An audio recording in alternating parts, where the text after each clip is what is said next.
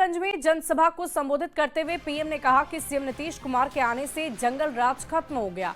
PM ने लोगों से कहा कि जंगल राज फैलाने वालों से सावधान रहना जरूरी है। पीएम के जंगल राज वाले इस बयान से बिहार का सियासी तापमान चढ़ गया है।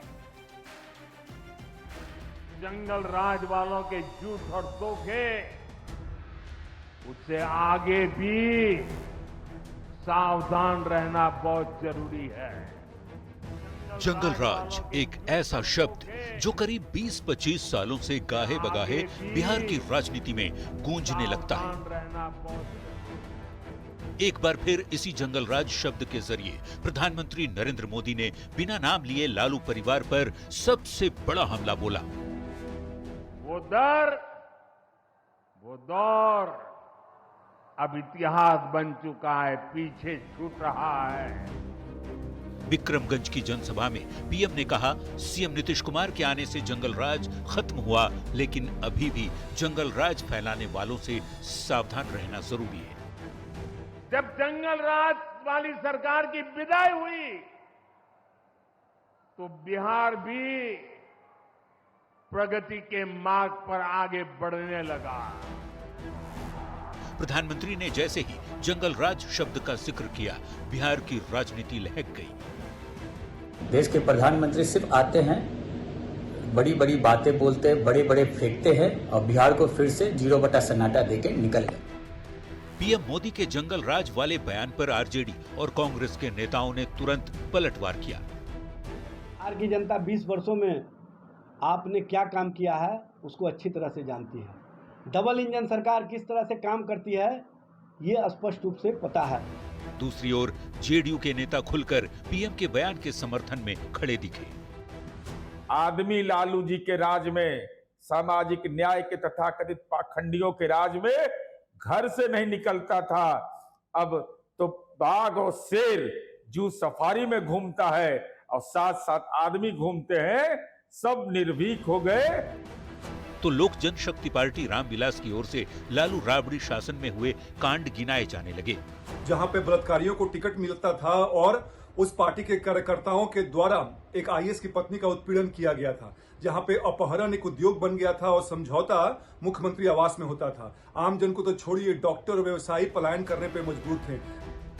प्रधानमंत्री जब भी बिहार आते हैं तब जंगल राज का जिक्र कर बिहार की नई पीढ़ी को आगाह करते हैं, जैसा इस बार भी उन्होंने किया है। शाहबाद की सभा से प्रधानमंत्री नरेंद्र मोदी ने बिहार की जनता को साफ संदेश दिया कि बिहार में विकास के लिए जंगल राज से दूरी और डबल इंजन की सरकार जरूरी है। न्यूज 18 के लिए विक्रमगंज से शैलेंद्र और अजित कुमार के साथ पटना से रवि एस नारायण की रिपोर्ट। और देखिए, पीएम मोदी के बिहार दौरे पर सियासत है कि थमने का नाम ही नहीं ले रहा है। पीएम मोदी ने बिहार को 50,000 करोड़ की योजनाओं की सौगात दी है, लेकिन कांग्रेस और आरजेडी का यह आरोप है कि पीएम मोदी ने अपनी घोषणाएं पूरी नहीं की है। पीएम की अधिकांश घोषणाएं हवाई साबित हुई है। वहीं सत्ता पक्ष ने इन आरोपों को सिरे से खारिज कर दिया। कांग्रेस का सवाल एक ही है कि आप देश के प्रधानमंत्री हैं और देश से आपके तरफ देखता है, एक नागरिक आपके तरफ देखता है कि आप यदि बिहार में आ रहे हैं तो जो पुराना आईआईटी पटना का विस्तार का जो बात थी उस पर चर्चा करेंगे। पिछले बार जब आए थे तो 7500 मेडिकल सीटें बढ़ाने की बात हुई थी। इसके बाद 11,500 करोड़ की बाढ़ राहत पैकेज की योजना की उन्होंने बात कही थी। इस पर तो कोई बात नहीं हुई। देखिए, आदरणीय प्रधानमंत्री जी 2 दिवसीय दौरे पर बिहार आए थे, लेकिन जो बिहार की जनता के मन में सवाल है उस सवाल का जवाब नहीं मिला। नेता प्रतिपक्ष श्री तेजस्वी यादव जी ने भी 11 सवाल किए, इस पर आदरणीय प्रधानमंत्री जी चुप रहे। 5 सवाल कांग्रेस भी पूछ रही है।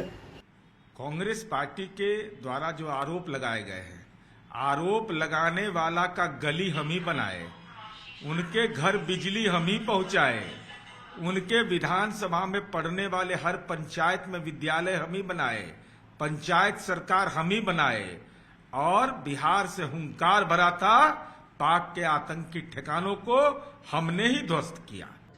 माननीय नरेंद्र मोदी जी ने बिहार के लिए जो भी कहा है और बिहार में जो भी कहा है सब पूरा किया है। इसी बिहार में कह के गए थे ना कि हमारी बेटियों का सिंदूर पोंछने वाले दहशतगर्दों को मिट्टी में मिला देंगे, और हालत ऐसी कर दी कि उन दहशतगर्दों को मिट्टी भी नसीब नहीं हुई। 14 से 2024 10 वर्ष बिहार को माननीय नरेंद्र मोदी जी की सरकार ने 7 लाख करोड़ रुपए डिवैल्यूएशन की तरह दिए विकास करने के लिए, और 3 लाख करोड़ रुपए मदद की तरह दिया केंद्र ने बिहार को विकास करने के लिए। और देखिए इस वक्त की बड़ी खबर आपको बताएं, 6 जून को बिहार आएंगे राहुल गांधी, नालंदा में सम्मेलन करेंगे राहुल गांधी। अति पिछड़ा वर्ग के लोगों से उनका संवाद होगा। 2025 में राहुल गांधी का ये 6ठा दौरा होने जा रहा है। इस वक्त की बड़ी खबर आपको बता रहे हैं, 6 जून को बिहार आएंगे राहुल गांधी, नालंदा में सम्मेलन करेंगे राहुल गांधी। आपको बता दें कि अति पिछड़ा और पिछड़ा वर्ग के लोगों से उनका संवाद होना है।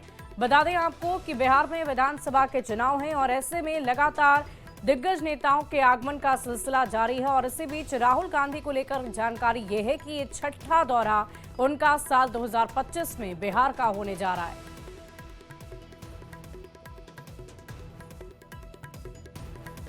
वहीं पाकिस्तान की सीमा से लगे राज्य और केंद्र शासित प्रदेशों में आज मॉक ड्रिल का आयोजन होगा। ये मॉक ड्रिल ऑपरेशन शील्ड के तहत की जाएगी और मॉक ड्रिल जम्मू कश्मीर, पंजाब, राजस्थान, गुजरात, हरियाणा और केंद्र शासित प्रदेश चंडीगढ़ में आयोजित की जाएगी। ऑपरेशन शील्ड के तहत होने वाली मॉक ड्रिल का मकसद सीमावर्ती राज्यों में आपात स्थिति से निपटने की तैयारियों की जांच करना है। इस मॉक ड्रिल में एनडीआरएफ, सिविल डिफेंस, स्थानीय पुलिस, स्वास्थ्य विभाग और अन्य आपातकालीन एजेंसियां शामिल होंगी। पहले ये मॉक ड्रिल 29 मई को होना था, लेकिन इसे स्थगित कर दिया गया और अब इसे आज किया जाएगा। ये हम आपको बताते हैं मॉक ड्रिल में क्या होगा। दरअसल युद्ध के हालात में बचने की ट्रेनिंग दी जाएगी। इससे पहले भी आपने देखा था जब राज्य के अलग अलग जिलों में लगभग 244 से भी ज्यादा जिलों में जब मॉक ड्रिल आयोजित किया गया था, उस दौरान लोगों को इसी बात की ट्रेनिंग दी गई थी।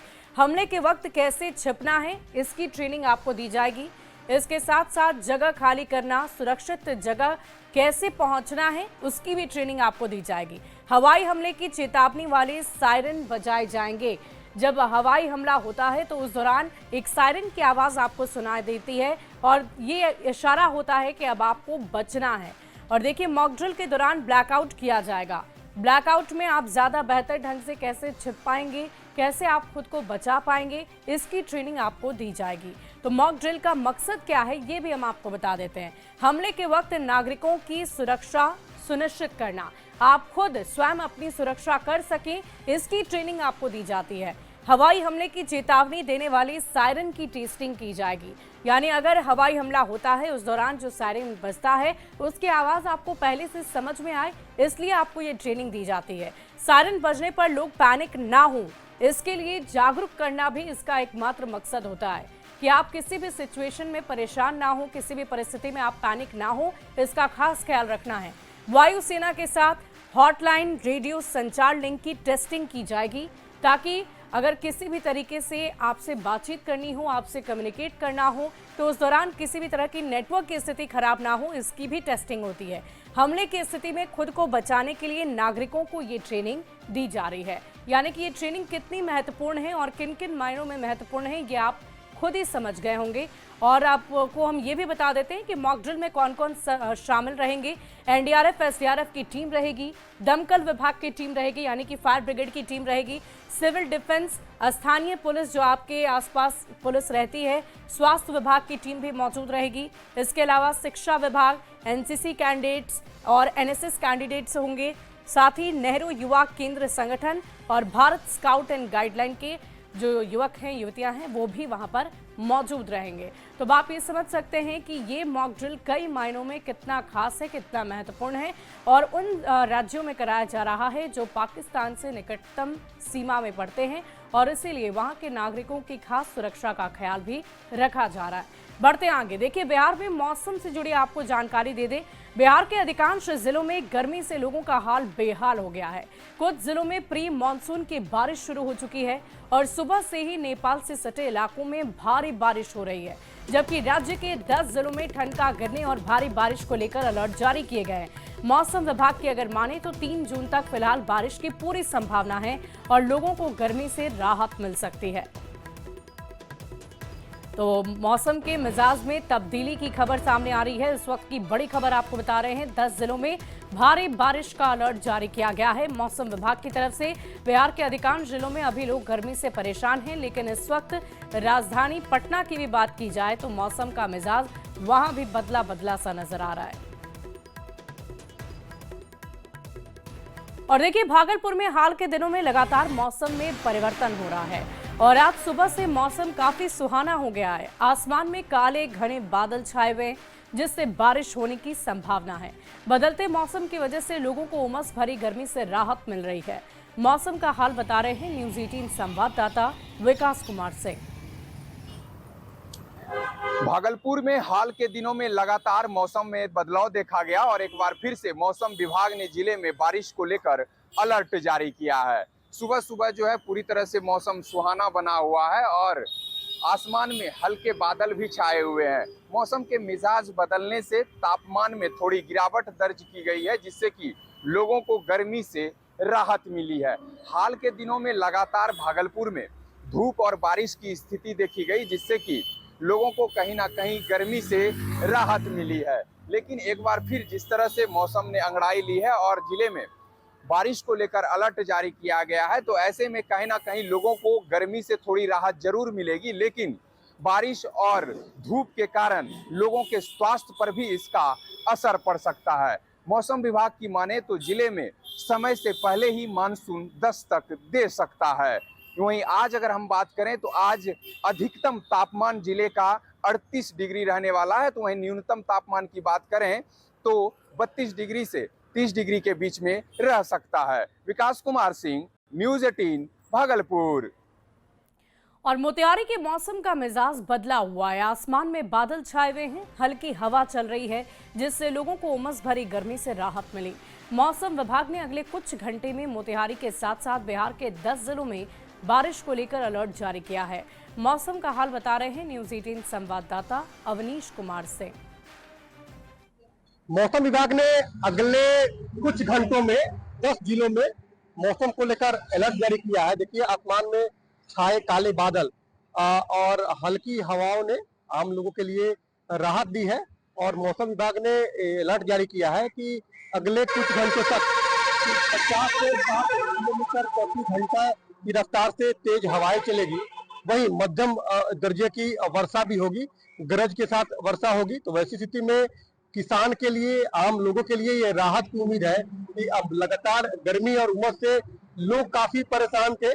किसान भी बारिश का इंतजार कर रहे हैं कि आने वाले समय में खरीफ की जो है वो बुआई करनी है, रुपाई करनी है। तो वैसी स्थिति में मौसम विभाग ने जो अलर्ट किया है कि बिहार के 10 जिले, जिसमें पूर्वी चंपारण जिले के लिए भी अलर्ट जारी किया है कि यहाँ भी अगले कुछ घंटों में जो बारिश होगी, मध्यम वर्ग की बारिश होगी, गरज के साथ बारिश होगी और 50 से 60 किलोमीटर प्रति घंटे की रफ्तार से हवाएं चलेगी। देखिए, जो मौसम विभाग ने अलर्ट किया है उसका असर दिख रहा है। आसमान में जो छाए काले बादल है वो लोगों के लिए उम्मीद जो है राहत की उम्मीद लेकर आई है। वैसी स्थिति में लोग उम्मीद लगा रहे हैं कि अब जो है मौसम में जो बदलाव हुआ है, मौसम ने जो करवट ली है, उससे आम लोग राहत महसूस करेंगे। और वैसी स्थिति में लोग इंतजार भी कर रहे हैं, क्योंकि लगातार तापमान में हो रही बढ़ोतरी और उमस से लोगों की परेशानी बढ़ी हुई है, लोग परेशान हैं। वैसी स्थिति में आसमान में छाए काले बादल और मौसम विभाग ने जो अलर्ट किया है उससे जो है लोगों के लिए अब राहत की उम्मीद होने वाली है। अवनीश कुमार, न्यूज 18 मोतिहारी। और इधर बिहार के कई जिले इन दिनों भीषण गर्मी की चपेट में हैं और ऐसे में मौसम विभाग ने कई जिलों में तेज आंधी तूफान के साथ बारिश की संभावना जताई है, जिसका असर मुजफ्फरपुर में भी नजर आ रहा है। जिले में मौसम सुहाना हो गया है और मौसम विभाग ने कई जिलों में तेज आंधी तूफान और बारिश का अलर्ट जारी किया है। जिले के मौसम का हाल बता रहे हैं न्यूज 18 संवाददाता प्रियांक सौरभ। बिहार के कई जिलों में इन दिनों भीषण गर्मी पड़ रही है, तापमान काफी ज्यादा हो गया है, जिससे लोग बेहाल थे। लेकिन अब मौसम विभाग ने अलर्ट जारी किया है कि कई जिलों में मौसम का मिजाज बदलेगा, तेज आंधी तूफान के साथ बारिश होगी और ऐसे में मुजफ्फरपुर में भी मौसम का मिजाज बदल गया है। तस्वीर देखिए, आसमान में बादल छा गए हैं और तेज हवा भी चलने लगी है, जिससे लोगों को गर्मी से राहत मिली है। और जिस तरीके से बीते 3 दिनों से उमस भरी गर्मी थी, खासकर धूप भी बहुत तेज थी, तो ऐसे में लोग काफी परेशान थे, हीट वेव जैसी हालात थे। लेकिन अब जो है मौसम का मिजाज बदल गया है, तापमान में भी काफी गिरावट दर्ज की गई है और जिससे लोगों को काफी राहत मिल रही है। आसमान में बादल आप देख सकते हैं कि छाया हुआ है और बारिश की संभावनाएं जो है वह मुजफ्फरपुर में भी जताई गई है, तो जिससे कहीं ना कहीं लोगों को काफी ज्यादा राहत मिलने वाली है। जो भीषण गर्मी पड़ रही थी और काफी तेज धूप था, तो ऐसे में लोग बेहाल थे, परेशान थे, लेकिन अब हवा भी चलने लगी है, तो जिससे मुजफ्फरपुर का मौसम जो है वह सुहाना हो गया है और इससे लोगों को काफी राहत मिलने वाली है। तो कई जिलों में मौसम विभाग ने अलर्ट जारी किया है कि वहां पर तेज आंधी तूफान के साथ बारिश होगी और मुजफ्फरपुर में भी इसका असर दिख रहा है। मुजफ्फरपुर में भी तेज हवा के साथ जो है मौसम बदला है और तेज हवा चल रही है, मौसम सुहाना हो चुका है। मुजफ्फरपुर से न्यूज 18 के लिए प्रियांशु। बिहार के सरकारी स्कूलों में गर्मी छुट्टी से पहले पेरेंट्स टीचर मीटिंग बुलाई गई है और बच्चों के होमवर्क से लेकर सिलेबस को लेकर बात की जा रही है। राजकीय बालक मध्य विद्यालय यारपुर में बड़ी संख्या में बच्चे और पेरेंट्स पहुंचे हुए हैं, जिनके बीच शिक्षक पढ़ेंगे, बढ़ेंगे और सीखेंगे थीम का संदेश देते हुए नजर आ रहे हैं और शिक्षा विभाग के गाइडलाइन का अनुसरण करने की अपील भी की जा रही है। बच्चों के साथ पेरेंट्स भी इस संगोष्ठी से काफी खुश नजर आ रहे हैं और बता रहे हैं कि ऐसी पहल से बच्चों में और समाज में व्यापक स्तर पर असर भी पड़ेगा। पटना के राजकीय बालक मध्य विद्यालय यारपुर का जायजा लिया है हमारे न्यूज 18 संवाददाता रजनीश कुमार ने। बिहार में गर्मी छुट्टी से पहले आज सरकारी स्कूल का आज अंतिम दिन है। ऐसे में शिक्षा विभाग ने नई पहल की है और राज्य भर के सभी स्कूलों में पेरेंट्स टीचर मीटिंग बुलाए गए हैं। और राजधानी पटना की सीधी तस्वीर आपको हम दिखाते हैं राजकीय आदर्श बालक मध्य विद्यालय यारपुर की, जहां शिक्षक भी पूरी तैयारी के साथ जुटे हैं और पूरी तन्मयता के साथ पेरेंट्स के साथ डिस्कस कर रहे हैं कि गर्मी छुट्टी से पहले हम सिलेबस को कैसे हम डिस्कस कर सकें और बच्चे होमवर्क कैसे करेंगे। घर के पास यानी घर के अंदर जो है एक कोना जो है वो कैसे तैयार करें जहां बच्चे जो है एकाग्रचित होकर पढ़ाई कर सकें। तो ये देख सकते हैं तमाम वेल ड्रेस्ड बच्चे जो हैं आज अंतिम दिन कक्षा में शामिल हुए हैं और इसके साथ साथ इनके पेरेंट्स भी हैं और सभी लोग जो है एक ही थीम पर यहाँ पर बात करेंगे, पढ़ेंगे, बढ़ेंगे और सीखेंगे हम। तो ये थीम है और इसके जरिए जो है बच्चों को एक तरह से संदेश देने की कोशिश की जा रही है कि गर्मी छुट्टी में आपको कैसे तैयारी रखनी है और अप्रैल से लेकर 31 मई तक आपने क्या पढ़ाई की है उसको कैसे रिवीजन करना है, तमाम चीजों को लेकर यहाँ पहल की जा रही है। जरा बातचीत करेंगे। सबसे पहले हम एचएम हैं, ये जो टास्क मिला एक तरह से आप लोगों को, कैसी पहल लगी? ये तो बहुत ही सार्थक पहल है और आज अगर पीटीएम होता है तो पेरेंट्स से मिल करके हम लोग उनसे भी डिस्कशन करेंगे कि कैसे बच्चों की तैयारी करनी है। कैसा लगा ये जो बच्चों के साथ पिता भी माता भी यहाँ बैठे हुए हैं? जी बहुत अच्छा लगा। जी क्या बताया जा रहा है? जी बताया जा रहा है कि बच्चों को गर्मी का छुट्टी में किस तरह से ध्यान रखना है और फिलहाल